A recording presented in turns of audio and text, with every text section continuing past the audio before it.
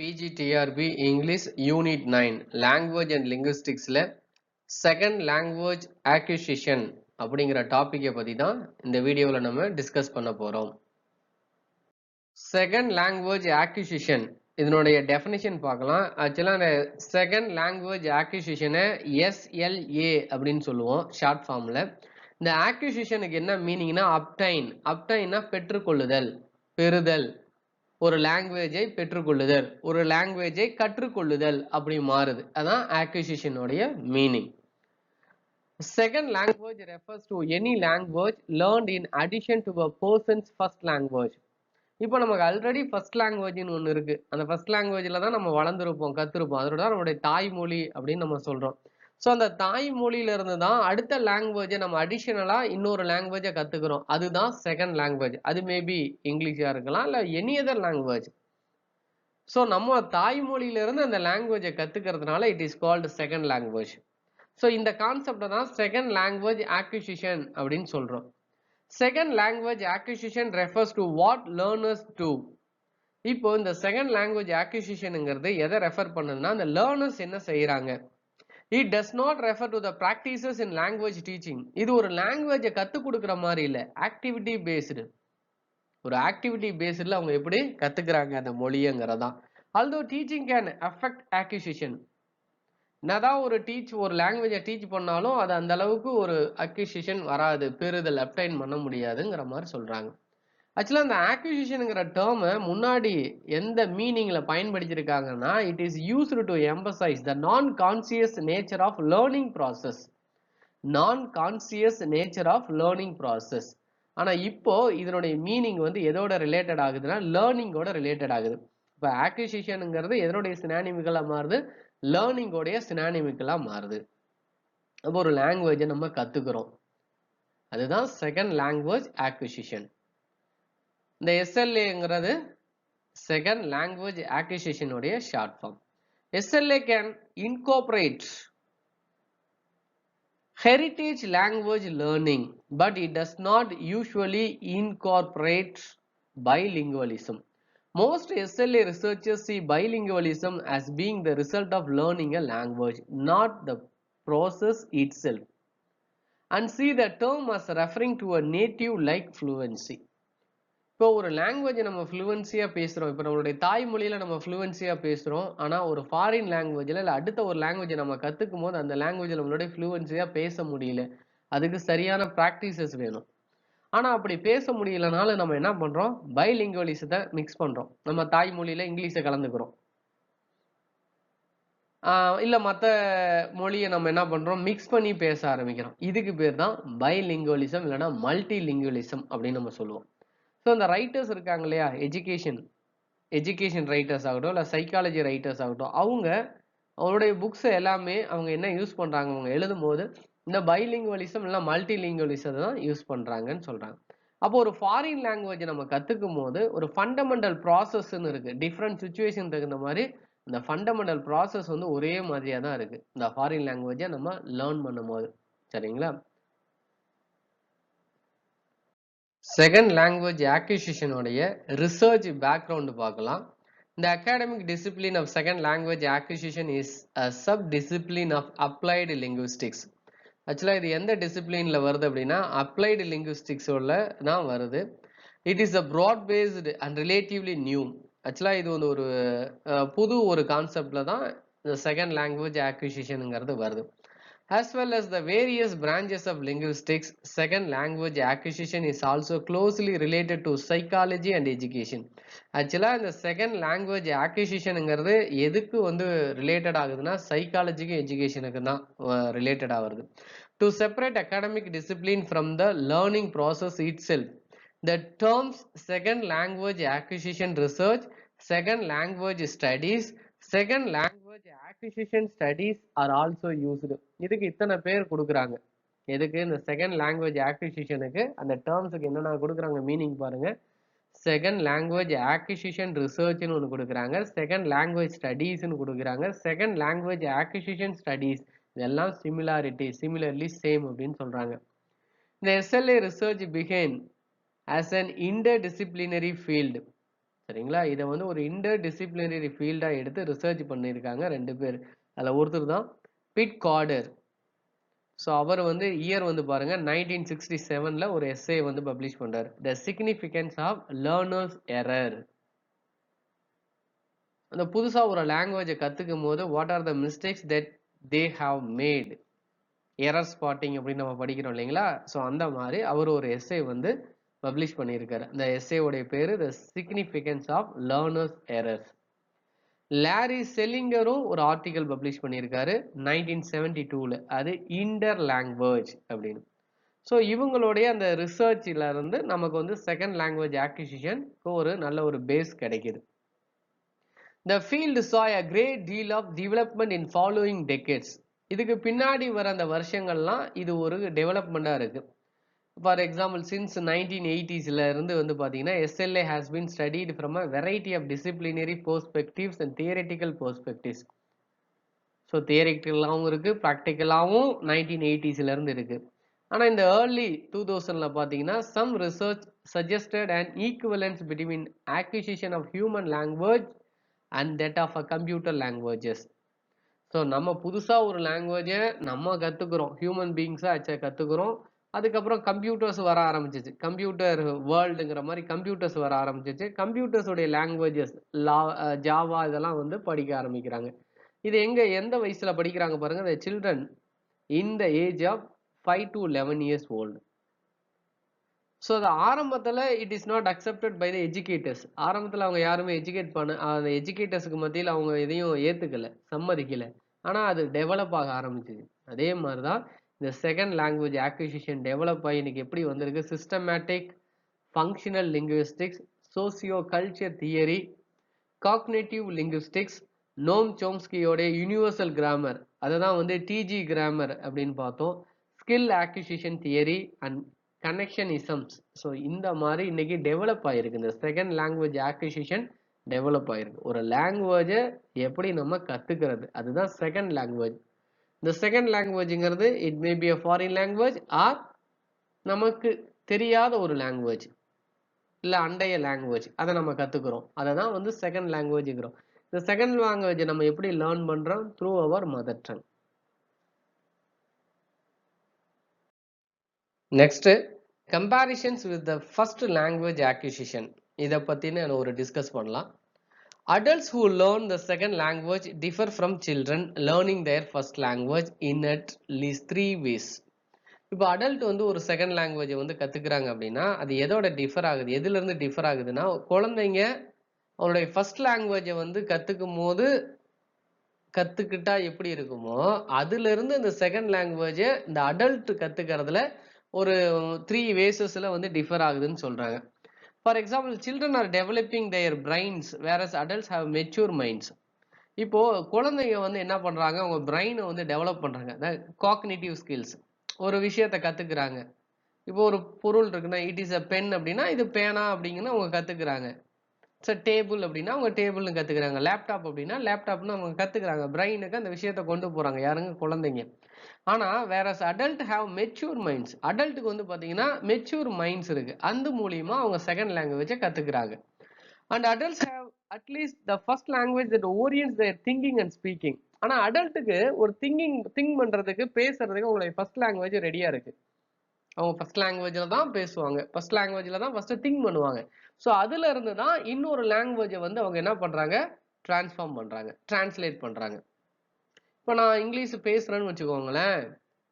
So what are the things that are thinking in my mind that is to be transformed into a sentence of English.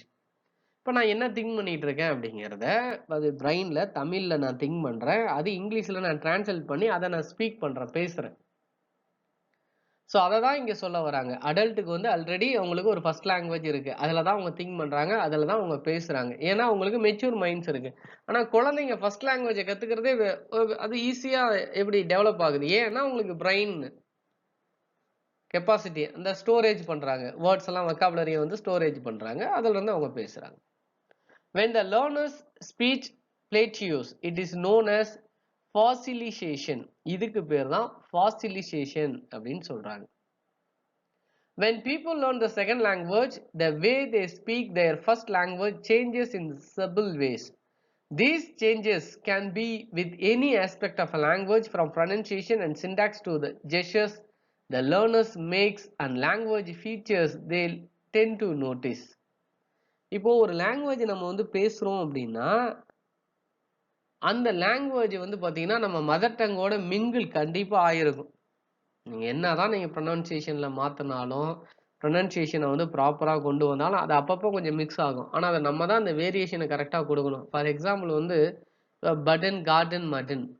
இப்போ நம்ம shirt button இருக்கு இல்லைங்களா, நம்ம எப்படி pronounce பண்றோம்? Button. அந்த டா சவுண்டு தமிழ் சவுண்டு தானே, ஆனாலும் அந்த தமிழ் சவுண்டு நம்மள அறியாமலே வந்துடுது. மட்டன், மட்டன் வாங்கிட்டு வா, மட்டன் ஒரு கேஜ் அப்படின்னு தான் சொல்றோம். மட்டன் அப்படின்னு தான் சொல்றோம். மட்டன் அப்படின்னு நம்ம சொல்றதே இல்லை. பஞ்சு, காட்டன், காட்டன், டன்னு தான் சொல்லிட்டு இருக்கிறான். காட்டன், கார்டன், மடன், படன், இந்த மாதிரி இதுதானே ஒரிஜினல் ப்ரொனன்சியேஷன். இதை நம்ம பண்றதே இல்லையே. ஆ சவுண்டு நமக்கு இருக்கிறதுனால அண்டு அண்டுன்னு சொல்லிட்டு இருக்கோம். ஆக்சுவலா அது அண்டா இல்லவே இல்லை. எயிண்ட், எஸ்ஓ, சோ, சோன்னு தான் இன்னைக்குன்னு சொல்லிட்டு இருக்கோம். சவ். ஸோ ஒரிஜினல் ப்ரொனன்சியேஷனு நம்ம என்ன பண்றது இல்லை, அதை ப்ராக்டிஸ் பண்றதே இல்லை. ஸோ அதை தான் இந்த இடத்துல சொல்றாங்க. இப்போ ஒரு பிரெஞ்சு ஸ்பீக்கர்ஸ் இருக்காங்கல்ல, அவங்க அந்த டா சவுண்டை அவங்க பிரெஞ்சிலே தான் மோனோலிங்குவலா கொடுக்குறாங்க அப்படிங்கிறாங்க. ஸோ இந்த சவுண்டு 3 சவுண்டுமே வேற வேற சவுண்டு. ப ட க, ப ட க. இந்த சவுண்டை ஆக்சுவலா நம்ம மாத்தி தான் பண்றோம், ஃபாரினர்ஸ் வந்து மாத்தி தான் பண்றோங்கிறது தான் அவங்க சொல்றாங்க. ஸோ அதை தான் இவர் விவியன் குக் அப்படிங்கிறவர் எந்த ஐடியாவை ப்ரப்போஸ் பண்றாருன்னா, மல்டி காம்பீட்டியன்ஸ் அப்படின்னு ஒரு process, which sees the different languages a person speaks not as separate system but as related systems in their brain, mind. So ஒருத்தர் டிஃப்ரெண்ட் லாங்குவேஜஸ் பேசினா கூட அது எல்லாமே செப்பரேட் சிஸ்டம் கிடையாது, அது பிரெயின் மைண்ட் ரிலேட்டட் சிஸ்டம்ஸ் சொல்றாரு. ஸோ அதெல்லாம் உள் வாங்கிட்டு அதுக்கு ஏற்ற மாதிரி நம்ம என்ன பண்ணணும், இந்த வேர்டை உச்சரிக்கணும், ப்ரொனன்சியேஷன் பண்ணணும். இதுதான் comparisons with the first language acquisition. Sequences in the acquisition of English inflectional morphology.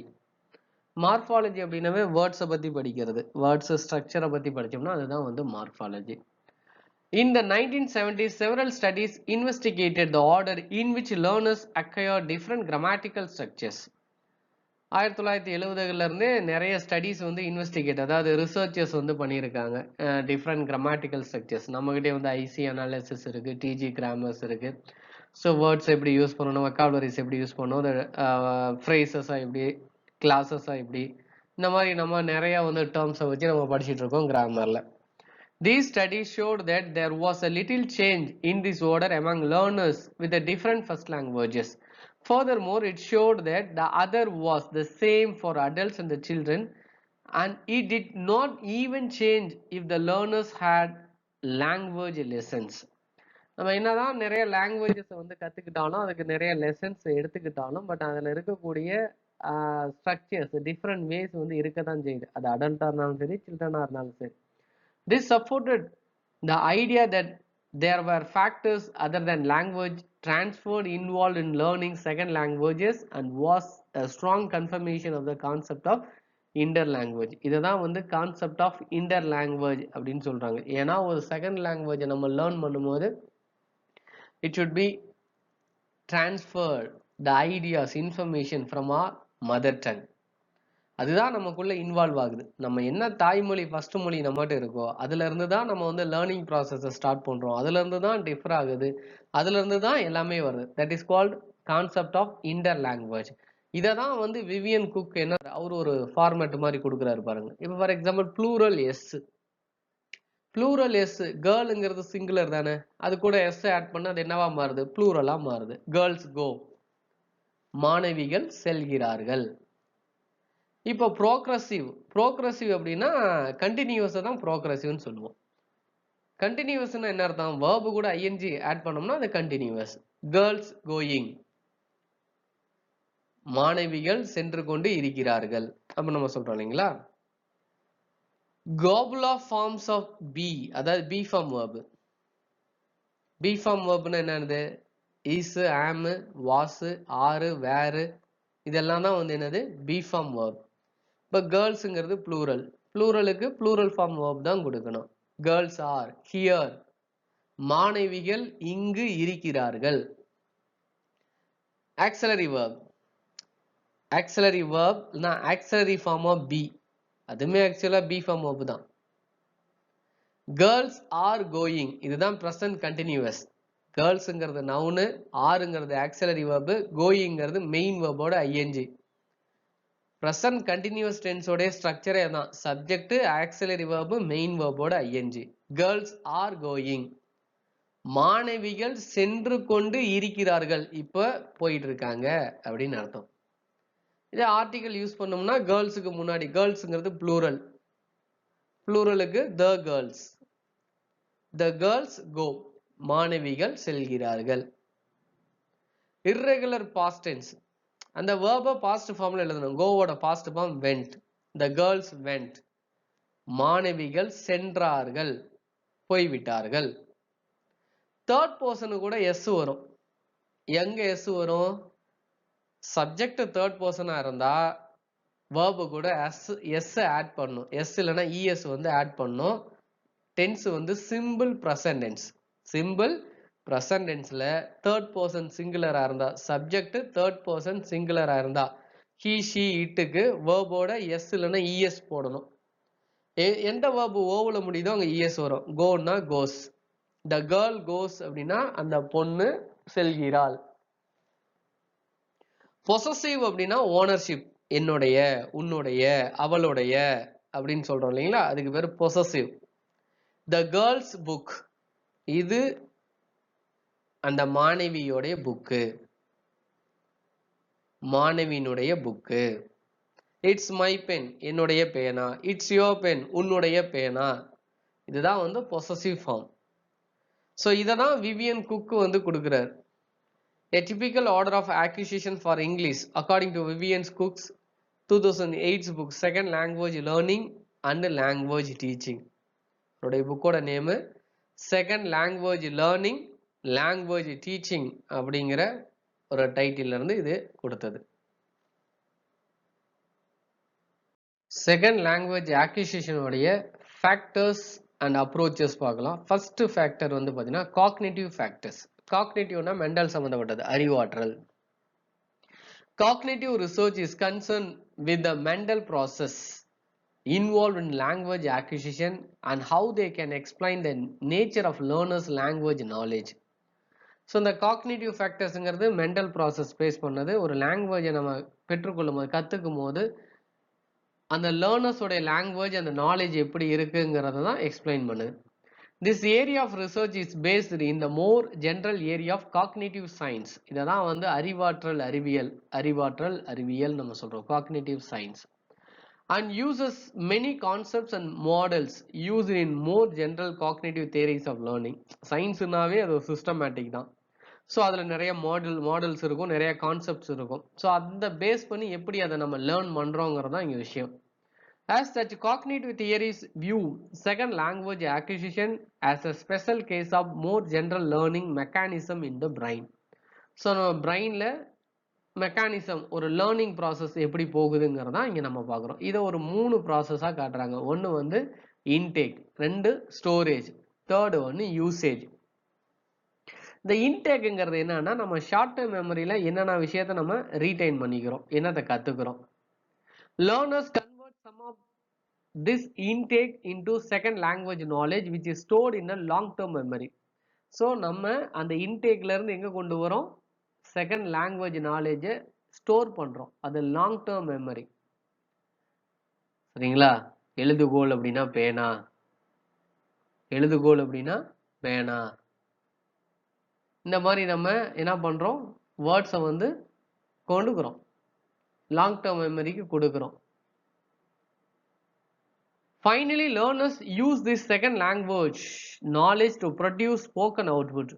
ஃபைனலாக என்ன பண்ணுறாங்க, ஃபஸ்ட்டு இன்டேக் எடுக்கிறோம், அதுக்கப்புறம் ஸ்டோரேஜில் ஸ்டோர் பண்ணுறோம், அதுக்கப்புறம் usage, how to use the second language to produce a sentence for spoken form. Output இதுதான் வந்து output. நம்ம எப்படி ஆங்கிலத்துல பேசுறோம், நம்ம எப்படி தெலுங்குல பேசுறோம், நம்ம எப்படி மலையாளத்துல பேசுறோம். ஸோ இதுதான் வந்து நமக்கு செகண்ட் லாங்குவேஜ். இப்போ இந்த செகண்ட் லாங்குவேஜை வந்து நம்ம எப்படி யூஸ் பண்றோங்கிறது தான். ஃபர்ஸ்ட் இன்டேக் எடுக்கிறோம், ஷார்ட் டேர்ம் மெமரிக்கு எல்லாம் வருது, அதுல இருந்து லாங் டேர்ம் மெமரி ஸ்டோர் பண்றோம், அதுல இருந்து யூசேஜ் அப்ளை பண்றோம். Cognitive theories attempt to codify both the nature of mental representations of intake and language knowledge and mental process that underlie these stages. So இந்த cognitive theoriesங்கிறது என்ன பண்ணுது, முதல்ல mental representation intake எடுக்குது, அதுக்கப்புறம் அந்த லாங்குவேஜ் நாலேஜை கொடுக்குது, அது மென்டல் ப்ராசஸ் வருது. ஸோ அதுல இருந்து தான் நமக்கு வந்து வெக்காபுலரிஸ், வேர்ட்ஸ், சென்டென்சஸாக மாறுது. In the early days of second language acquisition, research on interlanguage was seen as the basic representation of the second language knowledge. இந்த செகண்ட் லாங்குவேஜ் நாலேஜை வந்து எது ரெப்ரசன்ட் பண்ணுது, பேசிக் ஃபார்மே வந்து பார்த்தீங்கன்னா இன்டர் லாங்குவேஜ் தான். Some researchers make the distinction between implicit and explicit knowledge, some between declarative and procedural language knowledge. There have also been approaches that argue for a dual mode system in which some language knowledge is stored as a rules and other language knowledge as items. So நம்மக்கிட்ட first என்ன பண்ணுறோம், லாங்குவேஜை வெக்காபுலரிஸை உள்ளுக்குள்ளே எடுத்துக்கிறோம். So அதை எப்படி வெளியில் அவுட்புட்டில் கொடுக்குறோம், ஒரு ஃபார்மேட்டிவாக கொடுக்குறோம், ஒரு சென்டென்ஸ் ஸ்ட்ரக்சரோடு கொடுக்குறோம். ஒரு ப்ரெசன்ட் டென்ஸாக இருக்கட்டும், ஒரு பாஸ்ட் டென்ஸாக இருக்கட்டும், ஒரு ஃபியூச்சர் டென்ஸாக இருக்கும், அதுக்கேற்ற ஒரு ரூல்ஸ் இருக்கு. ஸோ அந்த அப்ளை பண்ணுறோம்.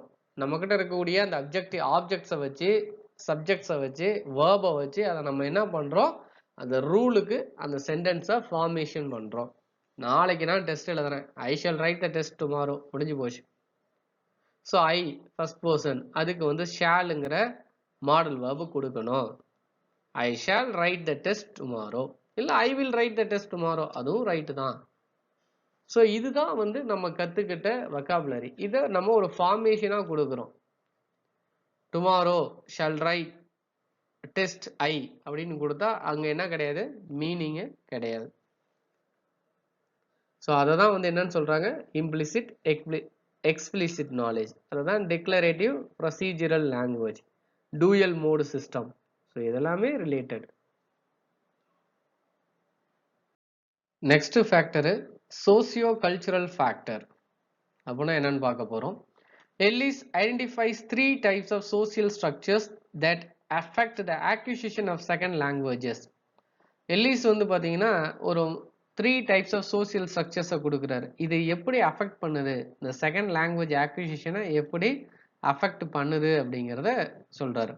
ஒன்று வந்து சோசியோ லிங்குவிஸ்டிக் செட்டிங்ஸ்ன்னு சொல்றாரு, இன்னொன்று ஸ்பெசிஃபிக் சோசியல் ஃபேக்டர்ஸ்ன்னு சொல்றாரு, தேர்டு வந்து சுச்சுவேஷனல் ஃபேக்டர்ஸ் அப்படின்னு சொல்றாரு. இந்த மூணும் என்னன்னு பார்க்கலாம். Socio-linguistic settings refers to the role of the second language in the society. Ellis also includes the distinction of whether the second language is learned in a natural or an educational setting. இந்த socio-linguistics அப்படிங்கிறது இந்த second language வந்து society, socio cultural socio லிங்குவிஸ்டிக்ஸ்னாவே society base பண்ணுதான், society அதனுடைய கல்ச்சரை base பண்ணி இருக்கிறதான். Ellis என்ன இதை இன்க்ளூட் பண்றாரு அப்படிங்கிறது, இந்த செகண்ட் லாங்குவேஜ் கத்துக்கிறோம் இல்லையா நம்ம, அது எப்படி நேச்சுரலாவே கத்துக்கிறோமா, இல்லை ஒரு எஜுகேஷனல் செட்டிங்ஸ்ல கத்துக்கிறோமா, ஒரு ஸ்போக்கன் கிளாஸ் போய் ஸ்போக்கன் இங்கிலீஷ், ஸ்போக்கன் ஹிந்தி அப்படி போய் கத்துக்கிறோமா, இல்லை இப்போ நம்ம ஒரு ஜாப் ரிலேட்டடா நம்ம வந்து டெல்லி போயிட்டோம், ஸோ அங்கே ஒரு கட்டாயத்தின் பேர்ல நம்ம எப்படி கத்துக்குதான் ஆகணும் அந்த ஹிந்தியை, அவங்களோடைய நம்ம வந்து கம்யூனிகேட் பண்றதுக்கு அந்த ஹிந்தியை நம்ம கத்துக்கிட்டு தான் ஆகணும். ஸோ அந்த மாதிரி நம்ம கத்துக்கிறோமா, learned in a natural or an educational setting. So அதுதான் சோசியோ லிங்குவிஸ்டிக் செட்டிங் அப்படின்னு நம்ம சொல்றோம். அடுத்து வந்து ஸ்பெசிபிக் சோசியல் ஃபேக்டர்.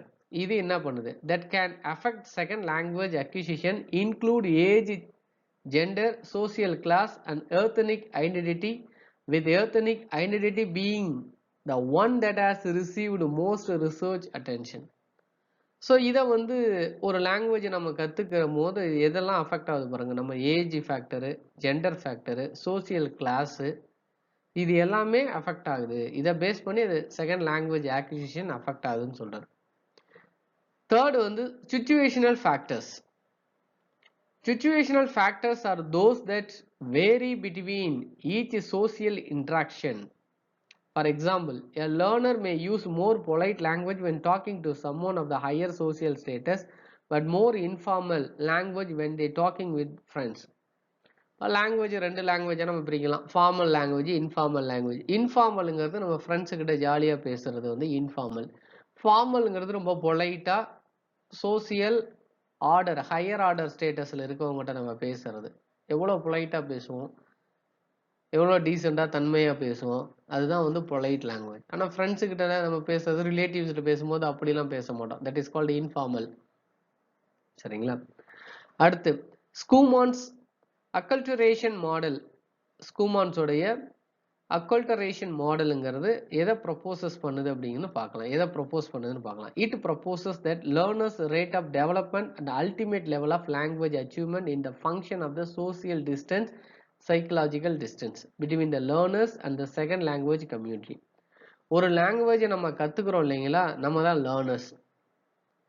அந்த லாங்குவேஜ் கம்யூனிட்டின்னு ஒன்று இருக்கும்ல, அந்த லாங்குவேஜ் தெரிஞ்ச கம்யூனிட்டி இருப்பாங்கல்ல, அவங்க தான் செகண்ட் லாங்குவேஜ் கம்யூனிட்டி. ஸோ அவங்கக்கிட்ட நம்ம வந்து கான்வர்சேஷன் பண்ணும்போது நம்மளுடைய சோசியல் டிஸ்டன்ஸ், அந்த சைக்கலாஜிக்கல் டிஸ்டன்ஸ் எப்படி இருக்கு, அது லேர்னர்ஸோடைய ரேட் ஆஃப் டெவலப்மெண்ட் எப்படி இருக்கு, அவங்க அல்டிமேட் லாங்குவேஜ் அச்சீவ்மெண்ட் அது எந்த அளவுக்கு அவங்க லேர்ன் பண்ணிக்கிட்டாங்க, இதை தான் வந்து ஸ்கூமான்ஸ் அக்குல்டரேஷன் மாடல்ல அவர் சொல்றாரு.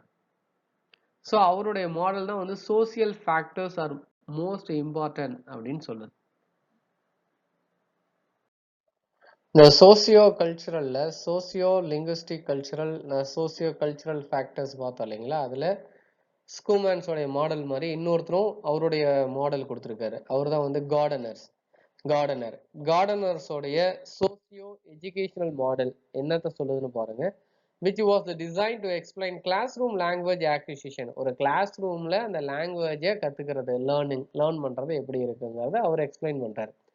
Gardner's model focuses on the emotional aspects of SLA, arguing that positive motivation contributes to an individual's willingness to learn language to second language.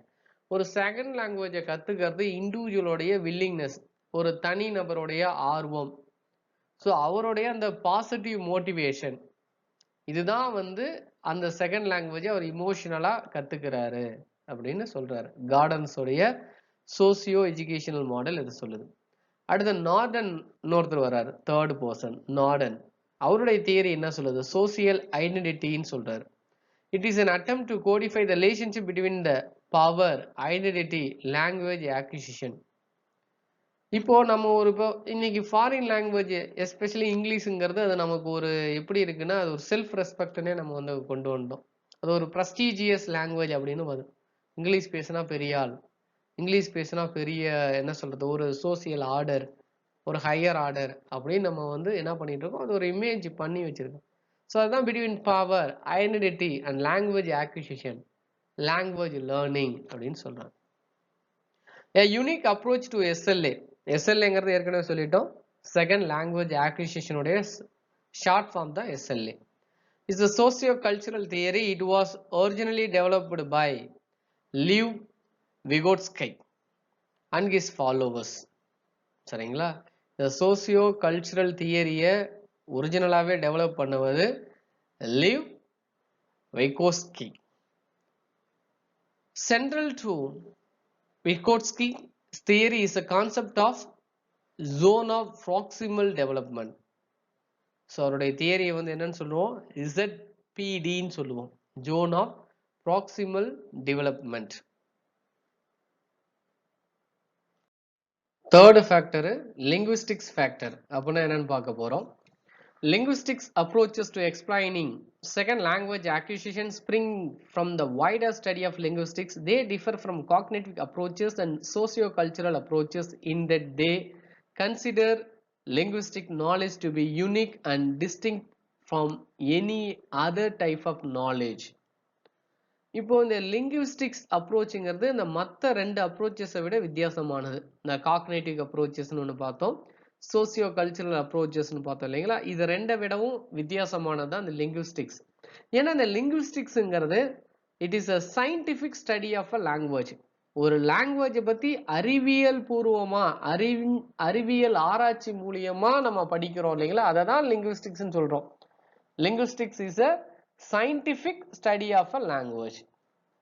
அப்போ ஒரு லாங்குவேஜ்னு எடுத்துக்கிட்டோம்னா அந்த லாங்குவேஜுக்கு நிறைய ரிசர்ச்சர்ஸ், நிறைய லிங்குவிஸ்டிக்ஸ், அவங்களுடைய டெஃபினிஷன், அவங்க எப்படிலாம் ஒரு லாங்குவேஜை வந்து எடுத்து ஒரு இன்னொரு லாங்குவேஜை வந்து கம்பேர் பண்ணி அவங்க எப்படிலாம் வந்து தியரிஸை வந்து கொடுத்துருக்காங்க. அது 2010க்கு அப்புறம் ஏகப்பட்ட ஸ்ட்ராங்கா லிங்குவிஸ்டிக்ஸோடைய அந்த ஃபீல்டு வந்து வைடர் ப்ராடா மாறிடுச்சு.